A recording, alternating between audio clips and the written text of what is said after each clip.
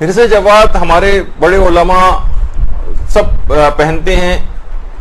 رہبر معظم بھی حرز جواد کو اکثر پہنتے ہیں. اور اس سے پہلے البتہ یہ جو لفظ اس کے اندر آئے حرز، دیکھیے ایک چیز ہوتی ہے حرز اور ایک ہوتا ہے ورد. ورد میں اور حرز میں فرق ہے.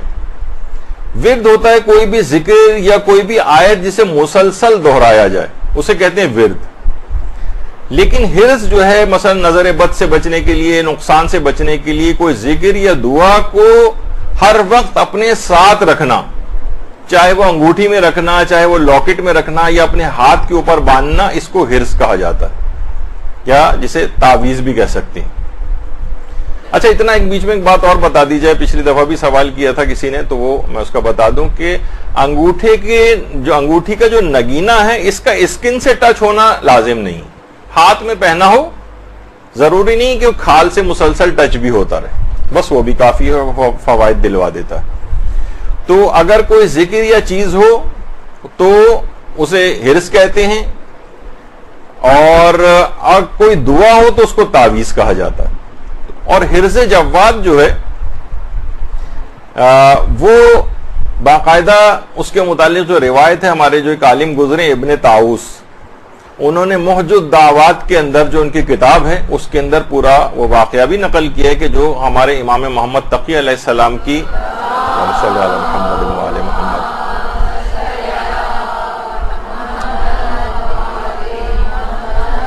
ان کی زوجہ جو کہ مامون کی بیٹی تھی اور امام کی دشمنی پر کمر بستہ تھی،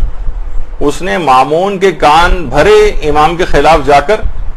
اور مامون شراب کے نشے میں اس وقت مدہوش تھا، اس نے تلوار نکالی، امام کے کمرے میں آیا اور امام کے اوپر کئی وار کیے اور اپنے تئیں امام کو شہید کر دیا.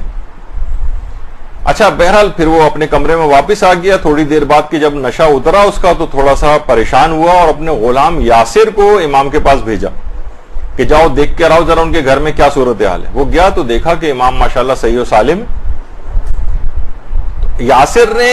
اللہم صلی علی محمد وعلی محمد،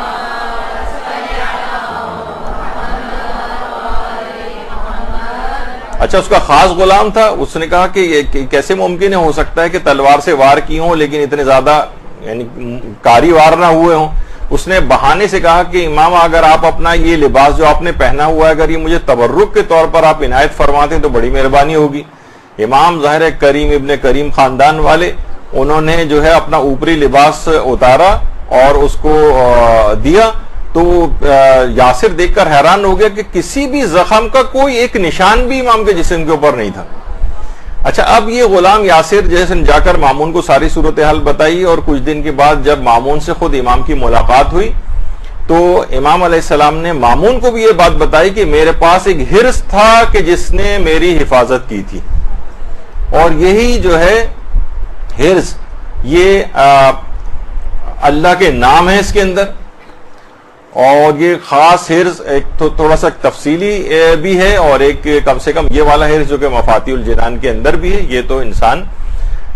اس کو اپنے پاس رکھے، ابھی اس کی بھی تفصیل آتی ہے. اور اس کو لکھنے کے بھی اس کے کچھ خاص آداب، حرز جواد کو لکھنے کے کچھ خاص آداب بھی.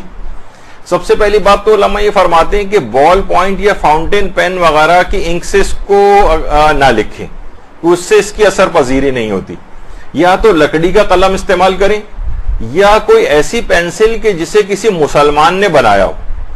تو عام طور پر کیونکہ اب یہ پتہ نہیں ہوتا کہ کیونکہ فرماتے ہیں اگر کوئی کافر کے قلم سے یا کافر کی بنائی ہوئی کسی چیز سے اگر اس کو لکھا جائے تو پھر حرز جواد کا فائدہ نہیں ہوتا.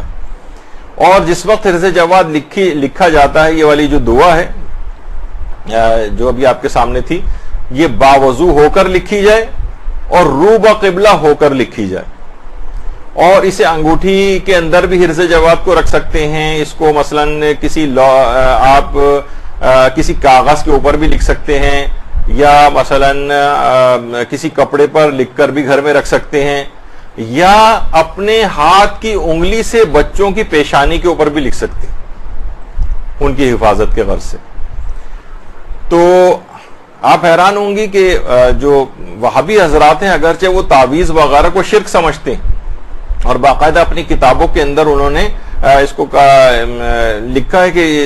جو مختلف قسم کے تعویذوں سے جو ہے مدد حاصل کرنا اور یہ سب کچھ شرک ہے، لیکن حرز امام جواد کو اور حرز امام علی ابن ابی طالب علیہ السلام کو وہابی حضرات بھی شرک نہیں سمجھتے،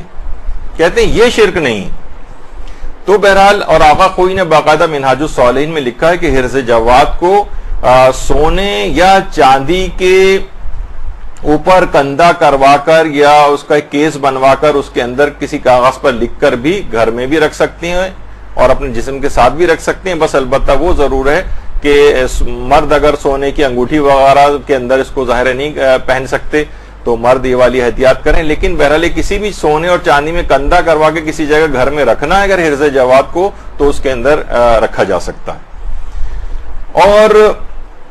آیت اللہ بہجت ظاہر لوگوں کو مختلف عملیات بتاتے تھے، تو ایک دفعہ خاتون نے آیت اللہ بہجت سے جو ہے یہ سوال دریافت کیا تھا کہ وہ سوتے سوتے ڈر جاتی۔ اچھا دیکھیے، ایک چیز ہوتی ہے عام طور پر بچوں میں جسے نائٹ ٹیررز کہتے ہیں، بچے ایک دم سے سوتے سوتے جو ڈر جاتے ہیں، کوئی آبویس وجہ بھی نہیں ہوتی، آپ اکثر انہیں جھنجھوڑتے ہیں لیکن وہ بیدار بھی نہیں ہوتے، بس روئے چلے جا رہے ہیں، نائٹ ٹیررز کہلاتے ہیں۔ شروع میں تو ذرا ہوتا ہے، جیسے جیسے بچے کی عمر بڑھتی جاتی ہے ویسے وہ خود بخود ٹھیک ہوتا جاتا ہے، لیکن وہ بعض اوقات بڑی پریشان کن صورتحال ہو جاتی ہے گھر والوں کے لیے۔ تو آیت اللہ بہجت نے اس عورت کو بتایا جو خواب میں اس طرح سے ڈر جاتی تھی، کہا کہ تم چاروں قل پابندی کے ساتھ تلاوت کیا کرو، خاص طور پر معوذتین سورہ فلق اور سورہ ناس کی جو ہے تلاوت خاص طور پہ کرو، اور پھر بھی اگر یہ تمہاری تکلیف رفع نہ ہو، یہ خواب میں ڈر جانے والی، تو پھر تم حرز جواد کو اپنے ہاتھ پر باندھو۔ یہ باقاعدہ آیت اللہ بہجت نے جو ہے یہ خاص طور پر اس چیز کے لیے بھی حرز جواد کو تاکید کیا۔ اور اسی طریقے سے حجت الاسلام فریضات جو ایک مشہور عالم دین ہے ایران میں، وہ آیت اللہ بہاؤالدینی کے متعلق یہ بات بتاتے ہیں جو بہت ہی عارف گزرے۔ وہ کہتے ہیں، خود آیت اللہ بہاؤالدینی فرماتے تھے کہ ایک شخص کے سر پر ایک بہت بڑا پتھر اس کے سر پر آ گرا،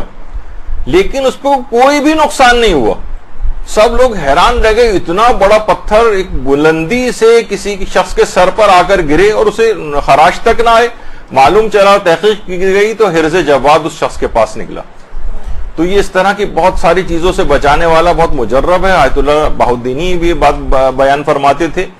اور آج بھی لوگ جو ہیں حرز جواد کو اس کو کر کے اپنی انگوٹھی کے اندر جو ہے وہ رکھواتے ہیں، باقاعدہ ایران سے یہ سب ملتی ہیں، اور علماء حضرات بھی اس کو جو ہے وہ پہنتے ہیں۔ ایران وغیرہ کے اندر تو یہ بہت کامن ہے، یہاں تو اتنا نہیں ملتی، لیکن اس کے اندر یہی ہوتا ہے کہ بعض اوقات حرز جواد لکھ کے سو فولڈ کر کے کسی بھی اس کیس وغیرہ کے اندر کر کے اپنے گلے میں بھی لٹکا سکتے ہیں اور گھر میں بھی کسی جگہ پر رکھ سکتے ہیں۔ تو اس کے اندر یہ سب چیزیں ہوتی ہیں۔ بعض اوقات انگوٹھی کے جو نگینہ ہے اس کے اندر بھی اس طرح کی چیزیں اور دعائیں وغیرہ عام طور پر رکھی جاتی ہیں۔ تو بہرحال آپ نے دیکھا کہ یہ رہبر معظم بھی اس کو جو ہے وہ پہنتے ہیں کیونکہ ان سب چیزوں کی بڑی تاکید ہے۔ اچھا، ایک بات اس میں اور بیان کر دی جائے، ہمارے یہاں عام طور پہ ہوتا ہے کوئی شخص بیمار وغیرہ ہوتا ہے تو اس کے ہاتھ سے یہ سب چیزیں ہسپتال والے بھی اتروا لیتے ہیں، اور گھر میں بھی کوئی ہوتا ہے اس کو اتروا لی جاتی ہیں، لیکن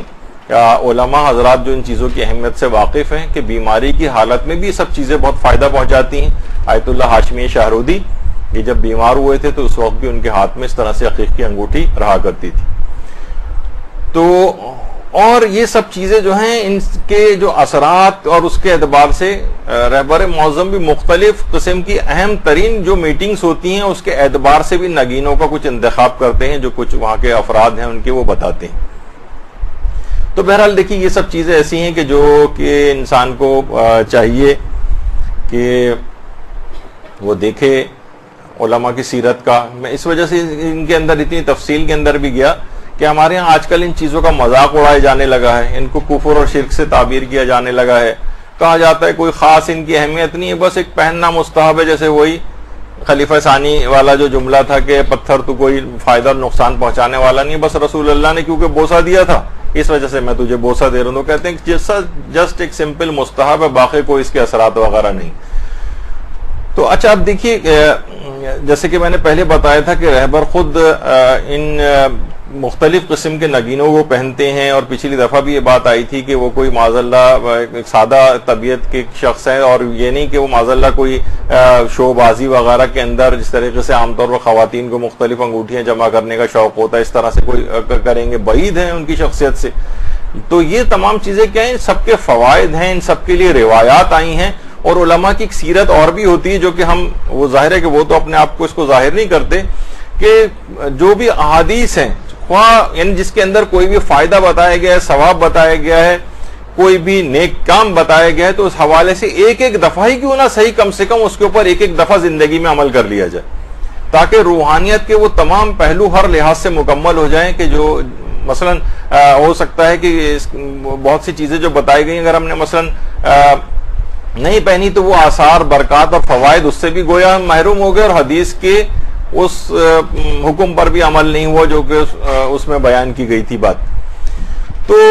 اسی طریقے سے ظاہر ہے وہ عقیق قرمز بھی پہنتے ہیں، عقیق زرد بھی پہنتے ہیں، اور یہ جو در نجف پہنتے ہیں، حدید سینی پہنتے ہیں، فیروزہ پہنتے ہیں، یاقوت پہنتے ہیں، اس کے علاوہ ایک اور عقیق بھی ہے جسے عقیق شرف الشمس کہا جاتا ہے۔